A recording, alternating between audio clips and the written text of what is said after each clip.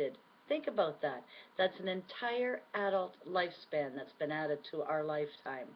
Many of us are still living with the old paradigm of age as an arch. You know, that's a metaphor, the old metaphor. You were born, you peak at midlife, and then decline into decrepitude. Age is pathology.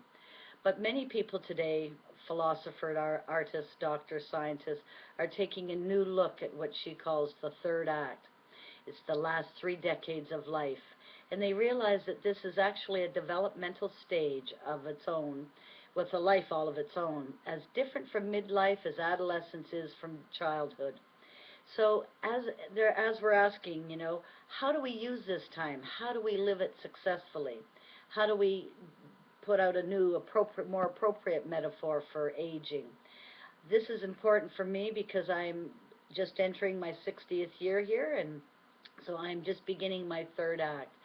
And she spent a lot of time looking at this and researching it, and she came up with another metaphor which is quite exciting, using a staircase, the upward ascension of the human spirit, bringing us into wisdom, wholeness, and authenticity. Age not at all as pathology, but age is potential. And guess what? This potential is not just for the lucky few. It turns out that most people over 50 feel better, are less stressed, less hostile, less anxious, and we tend to see commonalities more than differences. So this is something that, you don't want to romanticize aging, as she said, because there's no guarantee that it can be a time of fruition and growth. Some of it's a matter of luck. Some of it obviously is genetic. 1/3 of it, in fact, is genetic, and there isn't much that we can do about that. But that means that there's still 2/3 of what we can do about, and we can really make a difference at it. So let's look at aging as a staircase. As you know, the entire world operates on the universal law of entropy, which is the second law of thermodynamics. Entropy means that everything in the world, everything is in a state of decline and decay, the arch. There is only one exception to this universal law, and that is the human spirit, which can continue to evolve upwards the staircase, bringing us into wholeness, authenticity, and wisdom.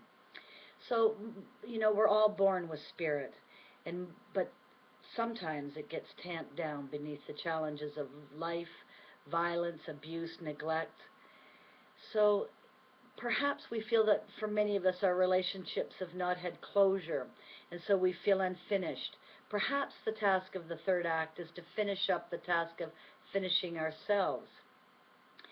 So, a lot of psychologists have been calling this a life review, and I must say that that works for me because that's what I find myself doing at this part in time of my life as well. So they talk about how can you give new significance and clarity and meaning to a person's life. You may discover, as I did, that a lot of things that you used to think were not your fault, a lot of things you used to think about yourself really had nothing to do with you. It wasn't your fault. You were just fine. And if you were able to go back and forgive them and forgive yourself, maybe you could free yourself from your past. You can work to change your relationship with your past.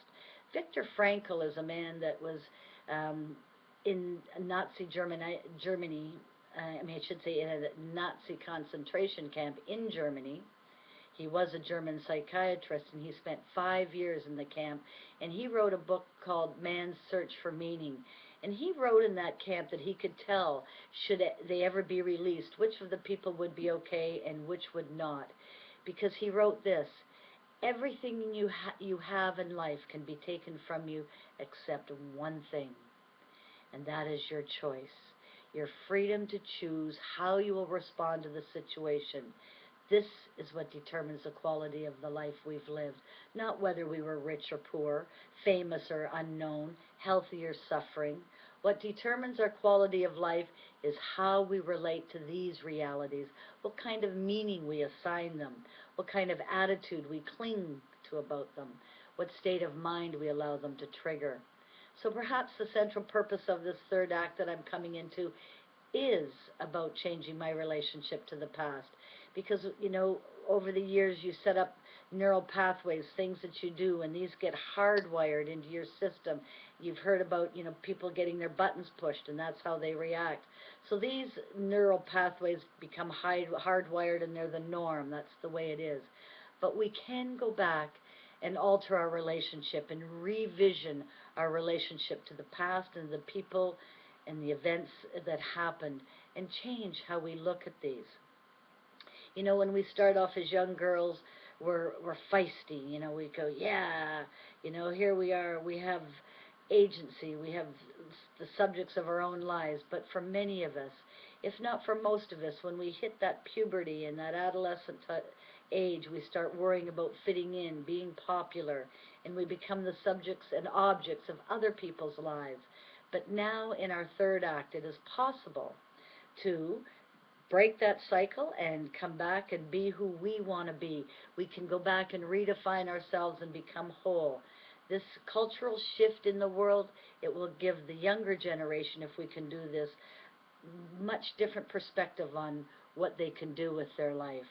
So my wish for you today is that you embrace yourself and all that you have, and look at things that you don't like in your life and rewire them. Look at what you would like to do and where you would like to be, and think about that.